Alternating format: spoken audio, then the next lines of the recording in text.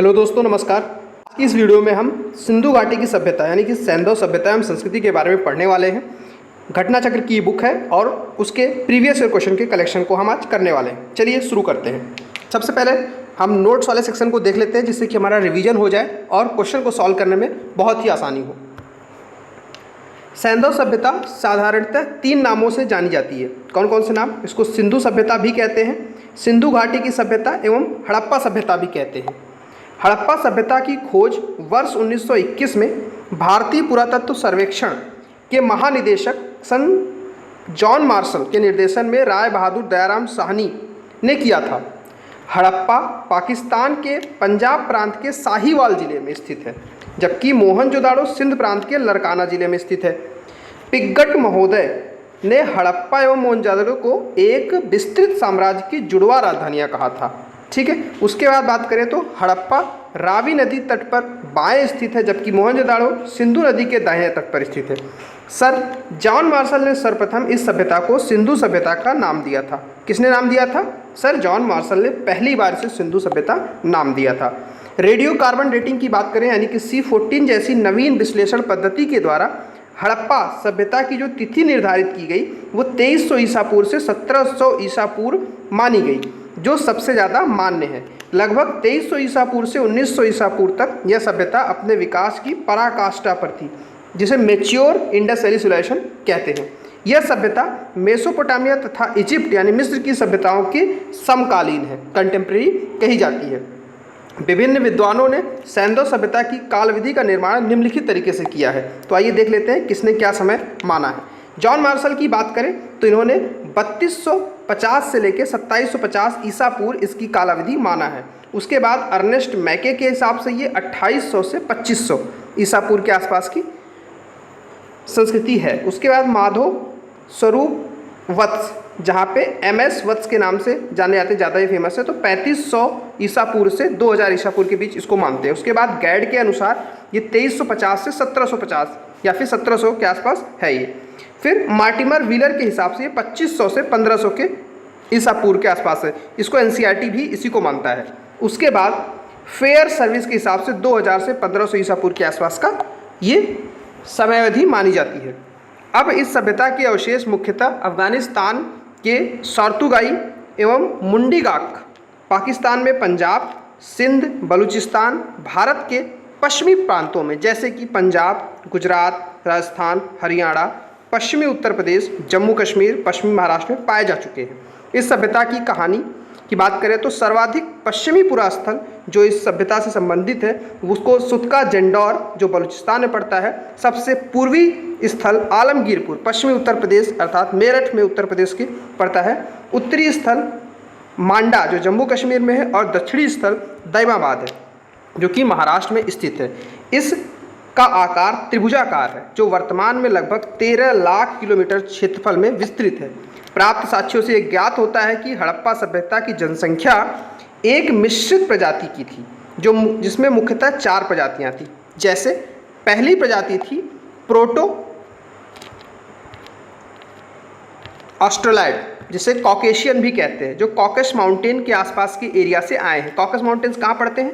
आप सभी को पता होगा, कैस्पियन सी और ब्लैक सी के बीच का जो एरिया है उसे कॉकस माउंटेन कहते हैं। वहाँ पे आपका आर्मेनिया और अजरबैजान कंट्री पड़ती हैं।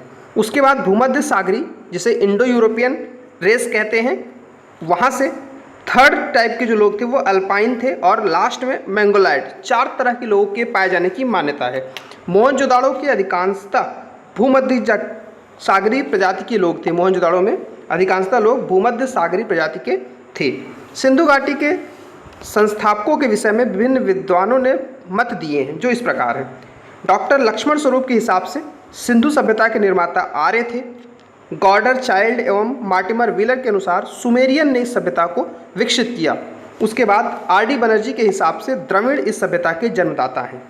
सिंधु घाटी जिन नगरों में विकसित हुई उन नगरों की खुदाई की गई, उन्हें निम्नलिखित वर्गों में वर्गीकृत किया जाता है, जैसे केंद्रीय नगर, तटीय नगर और पत्तन एवं अन्य नगर कस्बे। हड़प्पा के टीले एवं ध्वंसावशेषों के विषय में सर्वप्रथम जानकारी 1826 में चार्ल्स मेसन ने दी थी। किसने दी थी? Charles mason. जनवरी 1921 में दयाराम साहनी के नेतृत्व में पंजाब, जो कि पाकिस्तान का पंजाब है, वहाँ पे वर्तमान साहिवाल जिले में रावी नदी के बाएं तट पर स्थित हड़प्पा का सर्वेक्षण आरंभ हुआ, इसीलिए इस सभ्यता को हड़प्पा भी कहते हैं।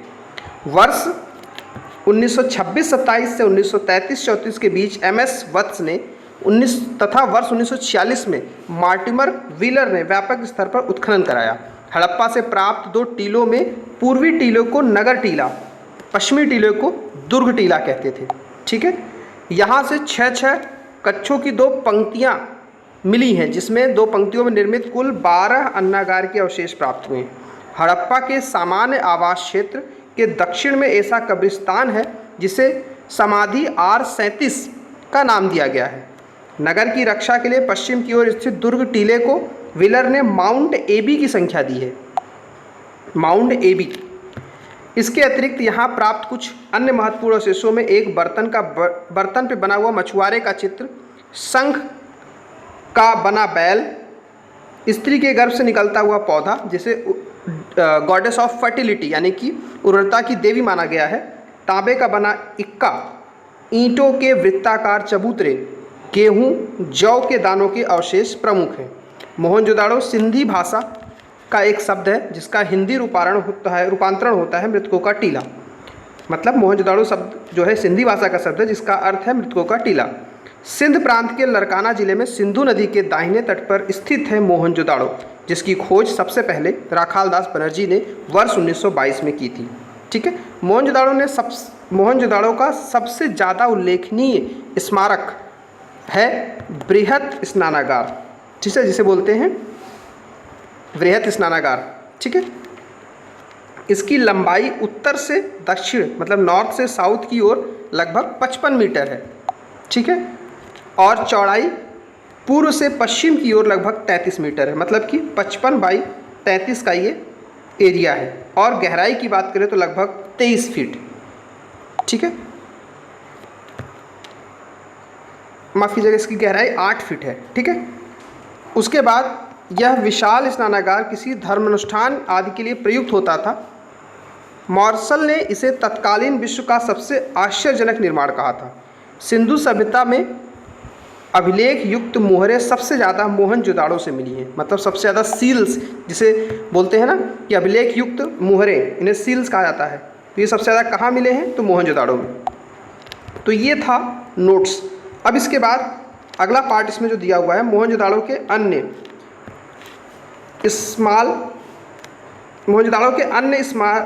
इमारत विशाल अन्नागार हैं जो कि 45.72 मीटर लंबा और 22.86 मीटर चौड़ा है। बृहत स्नानागार के उत्तर पूर्व में 70 बाई 23 लगभग, ये एग्जैक्ट डायमेंशन आपको याद नहीं रखना है, उत्तर पूर्व में 70 बाई 23 मीटर के एक विशाल भवन के अवशेष मिलते हैं। यह संभवतः पुरोहितों का आवास रहा होगा। ठीक है, यहाँ पुरोहितों का विद्यालय स्थित रहा हो, कुछ भी हो सकता है। मोहनजोदाड़ो की प्रमुख विशेषता उसकी सड़कें थी। जो उनकी मुख्य सड़क थी वो लगभग 9.15 मीटर चौड़ी थी, जिसे राजपथ कहा जाता था। सड़कें सीधी दिशा में एक दूसरे को समकोण पर काटती हुई नगर को अनेक वर्गाकार, ठीक है, एवं चतुर्भुजाकार खंडों में विभाजित करती थी, जिसे ग्रिड पैटर्न कहा जाता है। ठीक है, सड़कें एक दूसरे को समकोण पर काटने को ऑक्सफोर्ड सर्कस नाम दिया गया था।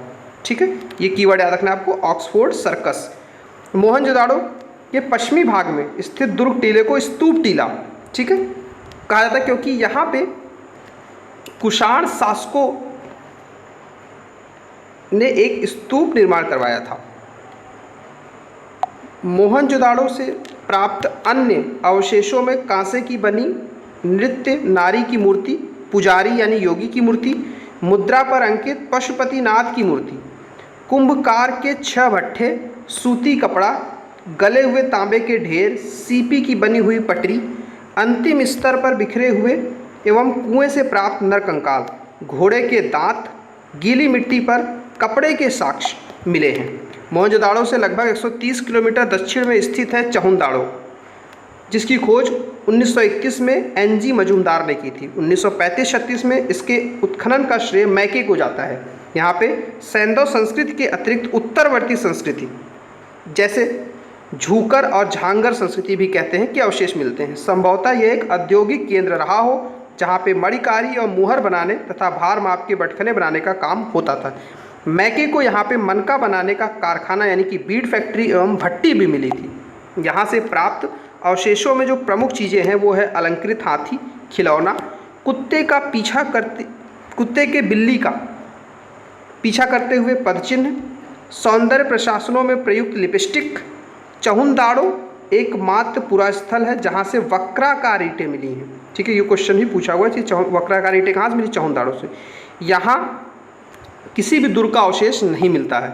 गुजरात के अहमदाबाद जिले में भगवा नदी के तट पर स्थित है लोथल, जिसकी खोज S.R. राव ने की थी। खंबात की खाड़ी के तट पर स्थित यह स्थल पश्चिमी एशिया से व्यापार के लिए प्रमुख बंदरगाह था। नगर योजना तथा अन्य भौतिक वस्तुओं के आधार पर लोथल एक लघु हड़प्पा या लघु मोहनजोदड़ो नगर प्रतीत होता था। यहाँ से फारस की मुद्राशील और पक्के रंग के रंग प्राप्त हुए हैं। लोथल में गढ़ी तथा नगर के दोनों ओर रक्षा के प्राचीर से घिरे हुए क्षेत्र मिले हैं। लोथल की सबसे प्रमुख विशेषताओं में जहाज़ों की गोदी अर्थात डॉकयार्ड है। यहाँ से प्राप्त अन्य महत्वपूर्ण अवशेष हैं चावल, बाजरे का साक्ष्य, फारस की मोहरें, घोड़े की लघु मूर्ति, 3 द्विश समाधियाँ इत्यादि। कलिबंगा राजस्थान के हनुमानगढ़, पूर्व में हनुमानगढ़ जिला गंगानगर का भाग था, जिले में स्थित है। मतलब कि आपको याद रखना है कि जो कालीबंगा है वो राजस्थान में स्थित है। इस स्थल की खोज इटली के एक इतिहासकार लुइगी पियो टेसिटोरी ने की थी। हड़प्पा स्थल के रूप में यह पहचान अमलानंद घोष ने की थी। इसकी वर्ष 1960-61 में बीबी लाल और बीके थापर ने यहाँ पे उत्खनन कराया। यहाँ पूर्वी और पश्चिमी टीला अलग अलग दीवार से घिरे हुए थे। यहाँ पर पश्चिमी दिशा में स्थित दुर्ग वाले टीले पर सैंधव सभ्यता के नीचे प्राक सैंधव प्रकृति के पुरावशेष प्राप्त होते हैं। मोहनजोदाड़ो के भवन की पक्की ईंटें बताती हैं कि यहाँ पे लोग पक्के भवन बनाते थे, जबकि कालीबंगा के भवन की कच्ची ईंटें बताती हैं कि लोग यहाँ पे कच्ची ईंटों का प्रयोग करते थे। पक्की ईंटों का प्रयोग केवल नालियों, कुओं एवं स्नानागार बनाने में ही किया गया है। यहाँ से जुते हुए खेत के साक्ष्य भी मिलते हैं। कहाँ से? कालीबंगा से। मतलब कि यहाँ पे जुताई आड़ी तिरछी की गई है। ठीक है। मोहनजोदाड़ो एवं हड़प्पा के सामने 2 टीले मिले हैं जो सुरक्षा के दीवार के घेरे हैं। पूर्व की ओर स्थित टीला बड़ा है, जबकि पश्चिम की ओर टीला छोटा है। पश्चिमी टीले को कालीबंगा प्रथम का नाम दिया गया है। यहाँ पर भूकंप आने का साक्ष्य मिलता है। दुर्ग तथा गढ़ी वाले टीले के दक्षिणी अर्धभाग में 4 या 5 कच्ची ईंटों के चबूतरे बने हैं। एक चबूतरे पर अग्निकुंड, कुआं तथा पक्की ईंट के एक आयताकार गर्त बना हुआ है जिसमें पशुओं की हड्डियां थी। दूसरे चबूतरे पर 7 अग्निकुंड या वेदिकाएं एक पंक्ति में बनी हैं। यहाँ से सेल खड़ी तथा मिट्टी की मोहरें एवं मृदभांड के टुकड़े मिले हैं। धौलवीरा की बात करें तो गुजरात के कच्छ वाले स्थित है क्षेत्र में सर्वप्रथम 1967-68 में इसकी खोज JP जोशी ने की थी और 90-91 में इसका RS बिष्ट द्वारा उत्खनन कराया गया। यह नगर आयताकार बना था। इस नगर को के तीनों भाग किला, मध्य नगर और निचला नगर में विभाजित किया गया था। यहाँ एक विशाल जलाशय मिलता है। यहाँ के निवासी एक उन्नत जल प्रबंधन व्यवस्था से परिचित थे। यहाँ हड़प्पा लिपि के बड़े आकार के 10 चिन्हों वाला एक शिलालेख मिला है। सुड़कोटाडा गुजरात के कच्छ जिले में स्थित है। यह 2 दुर्गीकृत भागों गढ़ी और आवास क्षेत्र में विभाजित था। यहाँ के कब्रिस्तान से कलश शवाधान के साक्ष्य मिले हैं।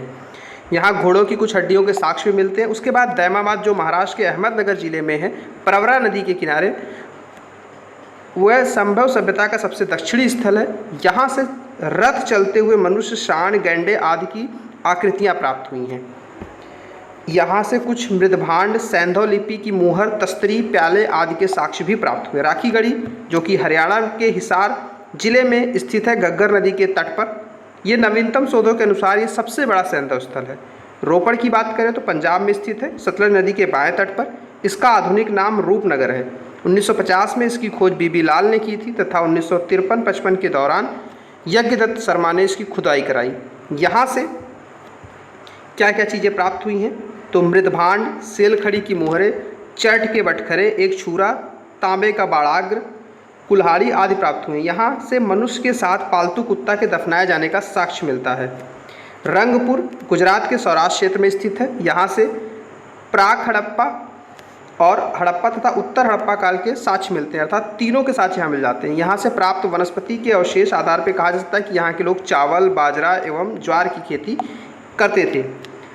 अब सैंधव सभ्यता के कुछ स्थल और उनसे संबंधित नदियों का यहाँ पे जिक्र किया, उसको देख लेते हैं। जो हड़प्पा स्थल था वो रावी नदी से संबंधित है। मोहनजोदाड़ो आपका सिंधु नदी, कालीबंगा घग्घर नदी, लोथल भोगवा नदी के किनारे, रोपड़ आपका मिला है सतलज नदी के किनारे, मांडा चिनाब नदी, दैमाबाद प्रवरा नदी, उसके बाद आलमगीरपुर हिंडन नदी, सुटका जंडौर दास्त या दाश्क नदी, भगवानपुरा सरस्वती नदी।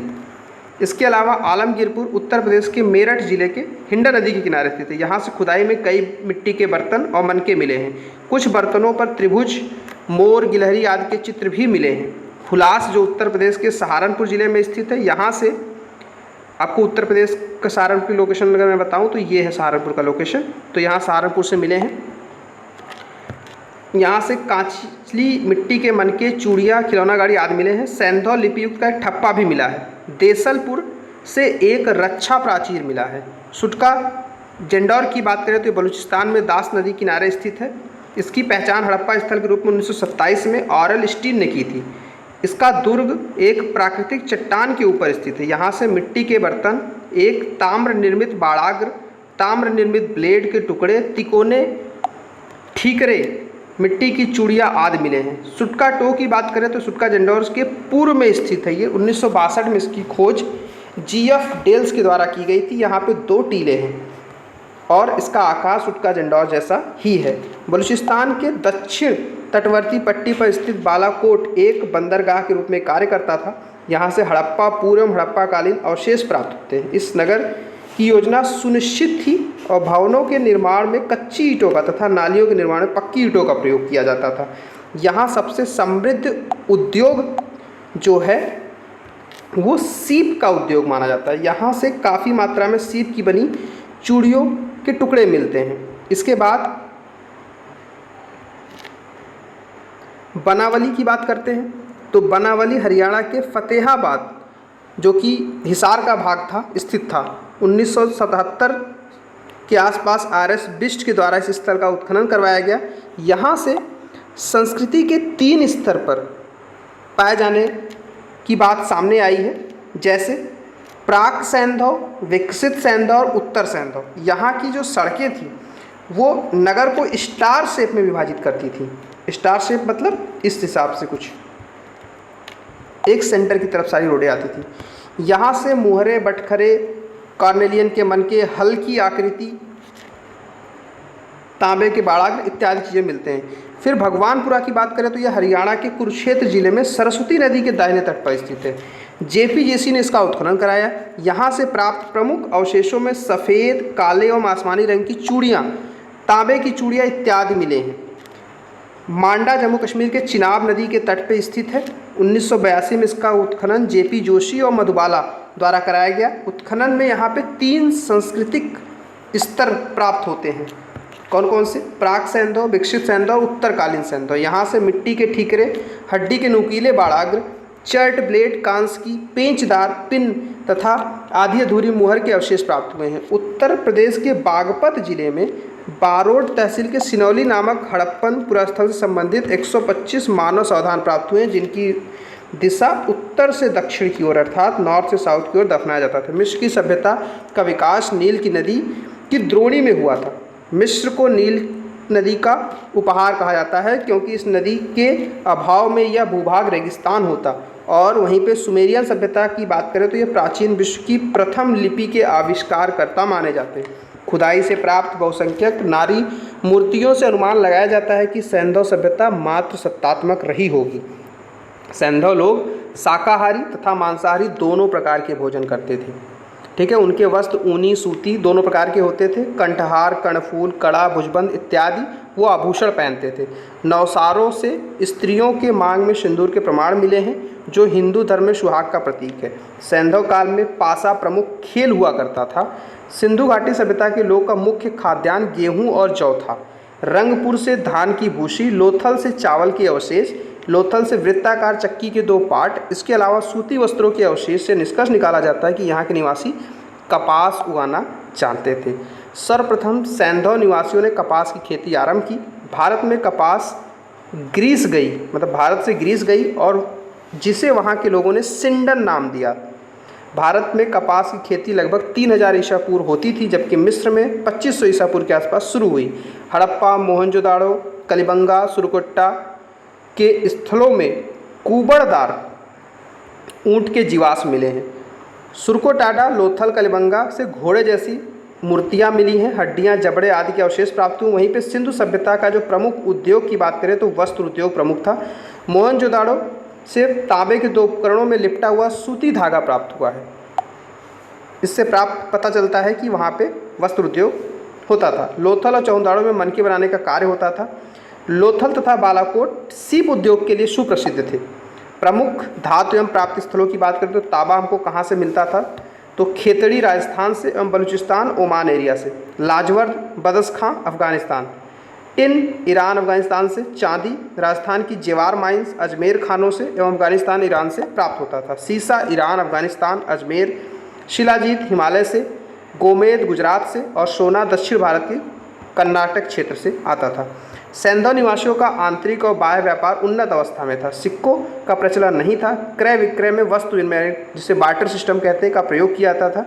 लोथल तथा मोहनजोदाड़ो से प्राप्त हाथी दांत से बने तराजू के पलड़े मिले। उनके बाट मुख्यतः घनाकार थे, कुछ बाट बेलनाकार, ढोलकाकार, वर्तुलाकार इत्यादि भी मिले हैं। सारगोन युगीन सुमेरियन लेख से ज्ञात होता है कि मेलुहा, दिलमुन, मगन के साथ मेसोपोटामिया के व्यापारिक संबंध थे। मेलुहा की पहचान सिंधु क्षेत्र से हुई है। दिलमुन की पहचान फारिस की खाड़ी के बहरीन से की गई है। वहीं पे सुमेरियन अभिलेखों के में दिलमुन को साफ सुथरे नगरों का स्थान बताया गया है, सूर्योदय का क्षेत्र और हाथियों का देश कहा गया है। मिस्र के साथ व्यापारिक संबंध से पता चलता है। लोथल से प्राप्त ममी की एक आकृति से पता चलता है कि लोथल और मिस्र का व्यापार होता था। सैंधव सभ्यता में मूर्तिकला, वास्तुकला, उत्कीर्ण कला, मृदभांड कला आदि उन्नत अवस्था में थे। मोहनजोदाड़ो से एक संयुक्त पशु की मूर्ति प्राप्त हुई, जिसका शरीर भेड़ का तथा मस्तक सूंडदार हाथी का है। हड़प्पा की पाषाण मूर्तियों में 2 सिर रहित मानव मूर्तियों का उल्लेख है। धातु मूर्तियाँ जिसे कि लॉस्ट वैक्स टेक्निक से बनाई जाती थी। मोहनजोदाड़ो से प्राप्त नर्तकी की कांस्य की मूर्ति अत्यधिक प्रसिद्ध है। लोथल से कुत्ते तथा कलिबंगन से ताम्र मूर्ति प्राप्त हुई। चौंदाड़ो से प्राप्त इक्का, गाड़ी एवं बैलगाड़ी की मूर्तियों का उल्लेख है। उसके अलावा मृण मूर्तियों, पुरुषों, स्त्रियों और पशु पक्षियों के साक्ष्य प्राप्त हुए हैं। मानव मूर्तियाँ अधिकतर स्त्रियों की है, जिससे यह अनुमान लगाया जाता है कि यह मात्र सत्तात्मक संस्कृति रही होगी। इसके बाद बात करते हैं कि सैंधव सभ्यता के विनाश के क्या क्या कारण थे। विभिन्न इतिहासकारों ने क्या क्या मत दिए। बाढ़ को बताया है मार्शल मैके, SR राव ने। आर्यों का आक्रमण गार्डन चाइल्ड, मार्टिमर व्हीलर और स्टुअर्ट पिगट महोदय ने। जलवायु परिवर्तन ऑरल स्टीफन, अमलानंद घोष। भूतात्विक परिवर्तन SR साहना, HT लैम्ब्रिक और DF डेल्स। महामारी कारण रहा है KUR कैनेडी के अनुसार। पर्यावरण परिवर्तन M दिमित्रेव के अनुसार पर्यावरण परिवर्तन इस सभ्यता के खत्म होने का प्रमुख कारण था। तो दोस्तों इस तरह से हमने ये नोट्स वाले सेक्शन को देखा है। अब आगे हम कवर करेंगे इसमें आए हुए अब तक के सारे क्वेश्चन एवं उसके एक्सप्लेनेशन। ठीक है, इसको पार्ट 2 में मैं कवर कराऊंगा। इस वीडियो को रिवीजन की तरह आप कंप्लीट कीजिए, फिर पार्ट 2 पे आइए। चैनल को सब्सक्राइब करिएगा और बाकी वीडियोस अगर आपने प्लेलिस्ट से नहीं देखी हो तो उसको ज़रूर देखिए, जिससे आपके क्वेश्चन मैक्सिमम सही हैं। So thank you. इस वीडियो में इतना ही, धन्यवाद।